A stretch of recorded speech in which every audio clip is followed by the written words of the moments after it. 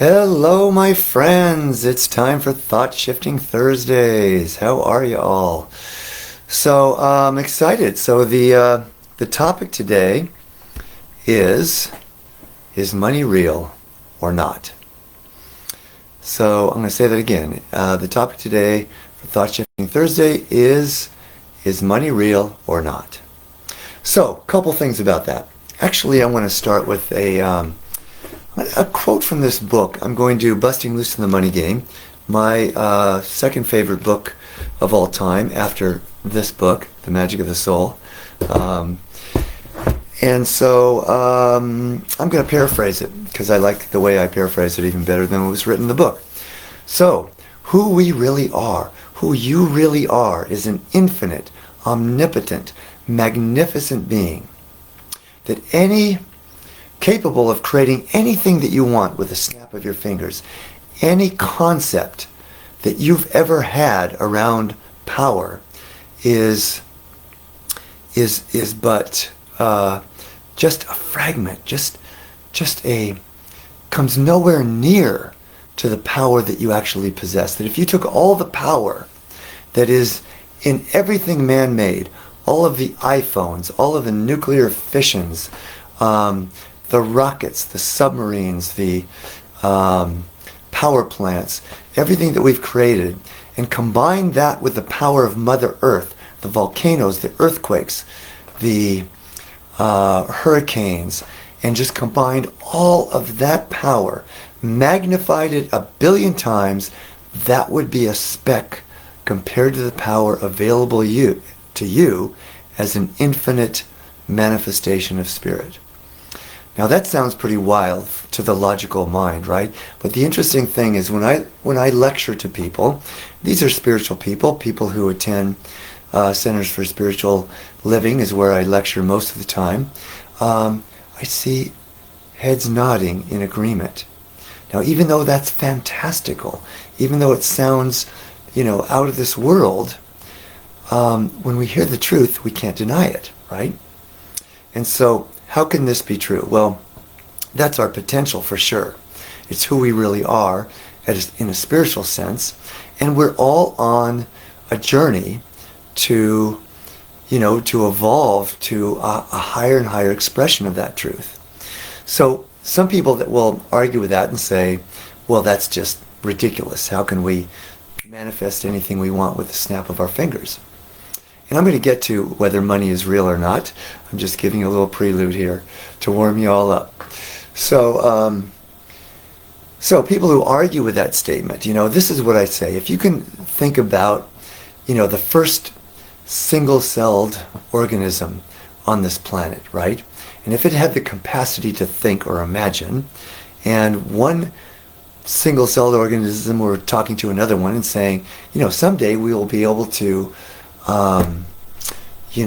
we'll be manifesting all these amazing things. We'll have this multiplicity of life. We'll be able to run marathons. We'll be able to walk on the moon.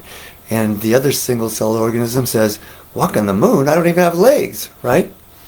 But if we could evolve from these single-celled organisms into the multiplicity of life that we now enjoy, then is it really that far stretch of the imagination to imagine that 1,000 years from now, assuming that our species continues or evolves into another species, 10,000 years from now, that we won't evolve into beings that can snap our fingers and manifest anything that we want. So that is within our potential. And again, we're all in our perfect place on the journey of pushing the envelope to become more and more able to do that. And I know that most of the people that watch my videos, that come to my lectures, that are in my classes and workshops, understand already that our consciousness is more powerful than anything else that we have available to us. And so the more we push the envelope about what is possible, the more miracles that we can actually create. And I know that many of you have created miracles in your life many, many times. And yet we can get stuck into limited thinking of mass consciousness, right? So is money real or not? So Busting Loose in the Money Game, and it's not the only book that says this, that money is an illusion. Actually, everything in the manifest world is an illusion when you look at from the perspective of the soul or from spirit, right? And so we know that from quantum physics, that everything that we see is is really based on illusion. It's based on our perceptual context, right? And so at the level of reality, there's just these subatomic particles that are just swimming around in space. And there's actually more space than there is matter. And so it's our collective consciousness that has created an agreement about this is a computer that I'm a table that I have right here, and this is a computer that I'm broadcasting on, right? And we have this perception that we're separate beings, but the truth is that we're all connected, that we're all one. And so another way to say it, well, the truth, I don't know if I want to get into this because it's kind of a long story. I might save that and see how far we get with everything else. But I'll say this, that Robert Scheinfeld and other teachers, the author of this book, say that money and everything else is an illusion. I would say that it is, and this came from my teacher, Earl Barnum, an individualized, selective interpretation of a real thing. Everything that we see is an individualized, selective interpretation of a real thing. There's a longer story about that that I may get into, if not now, then another time. So what that means is behind every physical object, this book, there is an archetype. There is a purpose to this thing. And that's the real thing. So what's the purpose of this book? It's to convey information. The purpose of this computer is to communicate, right? And so that's the real thing. So the real thing behind money is appreciation. That's the only reason money exists. At some point in our evolution, we were bartering, we were trading things, and we said, hey, let's create these little wooden chips or whatever it was, and this will represent some value, right? And so, to bring it down to practical application in today's world, we wouldn't give anyone money for anything that we don't appreciate, right? But we tend to lose sight of the essence, of the archetype, of the purpose behind something. And so we think that money is this thing and that I got to get more and more of it. But the truth is, it's only a symbol of appreciation. So how we can apply that practically then, what I do is I translate the money to the word appreciation in almost all circumstances. So I wouldn't say that I have I don't have enough appreciation to afford this thing. I can just decide, is this something that I appreciate enough to offer this level of appreciation for, right? And so the more that I do that, and the more that I treat money as its archetype, as appreciation, the more abundance just flows to me. So, prosperity consciousness. As long as we think that money is something that we have to get, then it's going to continue to elude us. The more that we represent that it is a quality of appreciation, the more it will simply become available to us. And, to somebody who is maybe pragmatic and thinking that that's just wishful thinking, I am living proof to this concept. The more that I am living life, I've said this many times in these videos, from an inner experience of freedom and joy and abundance, the more everything in life just gets better and better. And my prosperity just expands and multiplies. And it's just amazing to me. 20 years ago, even when I wrote this book 20 years ago, and I understood these concepts, and yet my level, and now I'm just living them at a higher level. I look back and I read some of the things in this book and I said, wow, I understood that then, because, my consciousness, my experience of life has just evolved so much more exponentially in these 20 years. And so, even 20 years ago, if I was listening to someone saying the same thing I'm saying now, I'd say, yeah, that all sounds, really idealistic and so on. But hey, I've got a lot of bills I got to pay right now.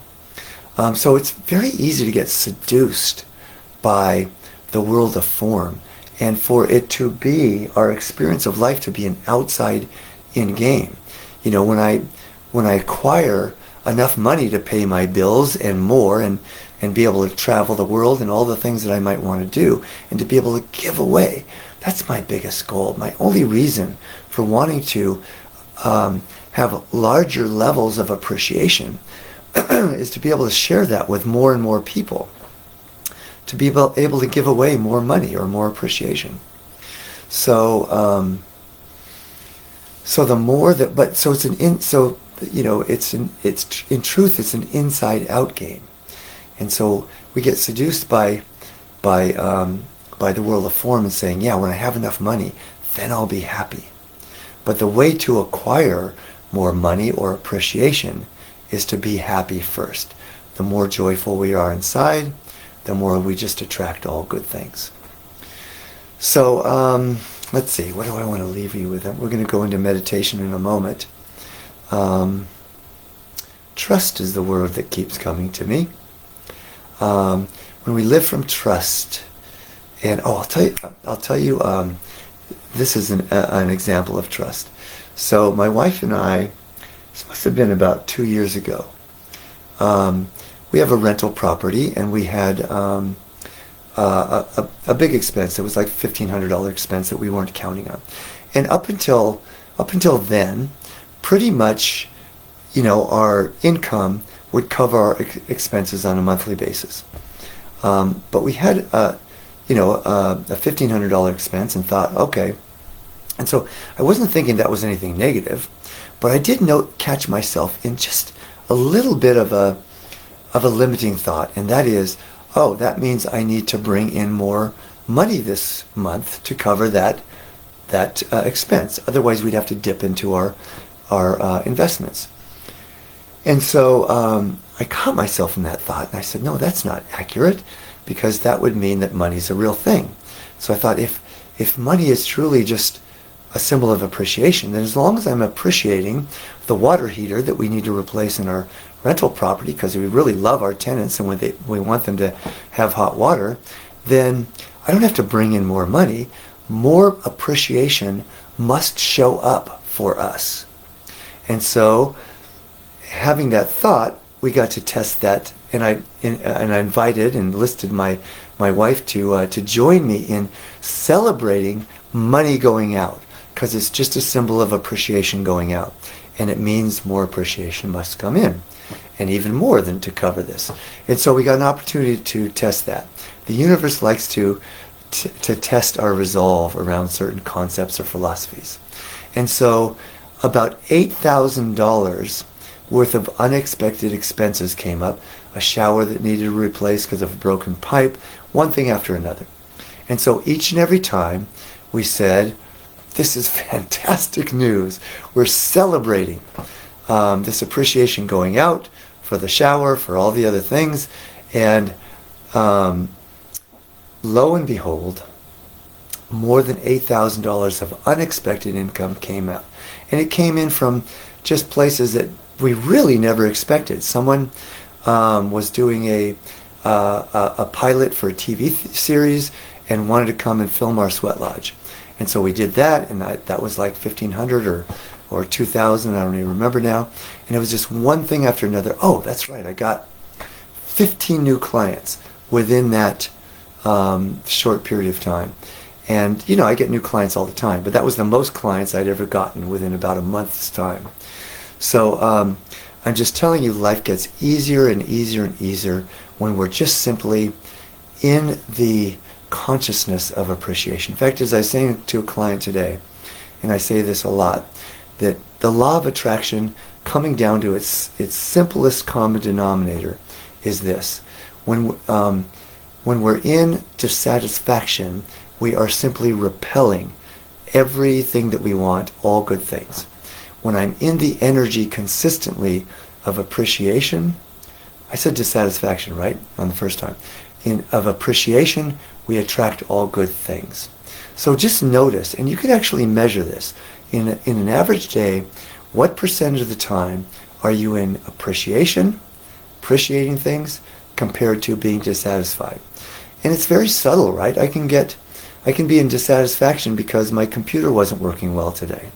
Or I can be in gratitude that I have a computer, because not everyone does in this world, right?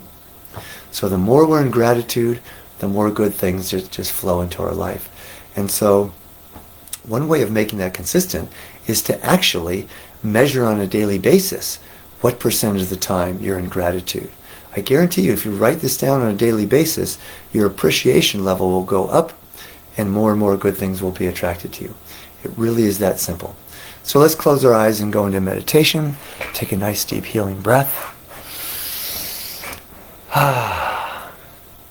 Let's just do a visualization. Just visualize yourself over the next week, just being in gratitude.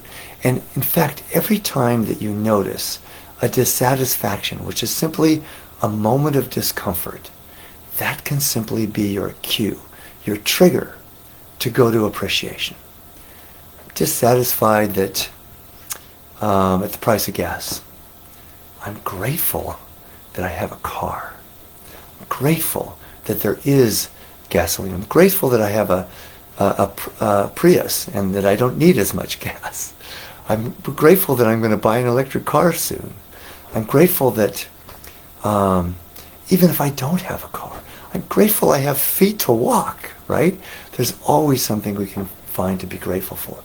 So just visualize yourself going through the week, and every time there is something to be dissatisfied, simply using that discomfort as a cue to shift, to pivot my attention to what is it can be grateful for right now. And just see, as a result of being in that consistent field of energy of gratitude, that more and more appreciation in all forms, in the form of money, in the form of friends, in the form of assistance, in the form of love and community and connectivity, can come into my life. And now imagine yourself a month from now having upped your level of appreciation and gratitude to, let's say, 75, 80% of the time you're in gratitude. And therefore, more and more good is just flowing into your life. Let's really push the envelope. 5 years from now, snap your fingers. Things just manifest easily and effortlessly. My favorite affirmation is, wouldn't it be fun if? No attachment to that, but it's lighthearted, and I'm telling you, makes miracles happen. So let's just stay in the energy now of that 5 year from now vision of just how easy life is by being in gratitude, in appreciation, consistently. 95 to 100% of the time.